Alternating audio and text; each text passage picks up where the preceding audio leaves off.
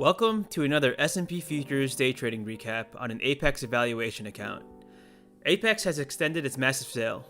From now until March 21st, you can sign up for your own Apex account with my link in the description and use my coupon code for 80% off the first month and 80% off all recurring months.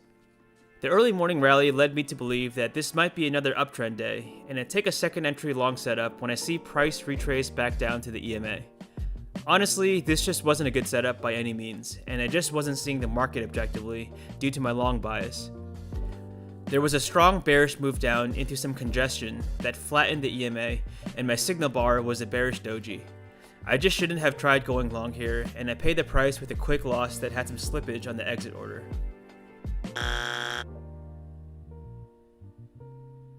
After price continues to consolidate after my last trade, I see another long opportunity when price seems to break out of the consolidation to the upside, and I take a failed second entry short entry. This time, the EMA was sloping upwards and it had a great signal bar, so it was a better setup from the previous one, but far from perfect. The biggest problem with this trade was that my entry was too far from the EMA, and price action rules dictate that the first breakout of a range usually fails. Unfortunately, this is exactly what happens here, and I get stopped out for my second loss in a row, this time with even worse slippage than the first loss. I'm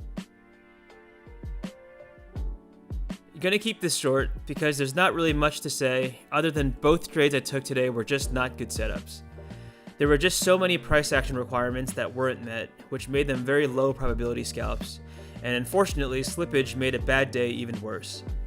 My judgment was clouded from having a long bias after the early morning rally, which was clearly the wrong bias to have today. One of my biggest challenges so far is suppressing my subconscious biases and letting pure price action objectively dictate trade direction. Today's trades show that I'm still very inexperienced with price action trading, and every loss has been a huge learning opportunity for me.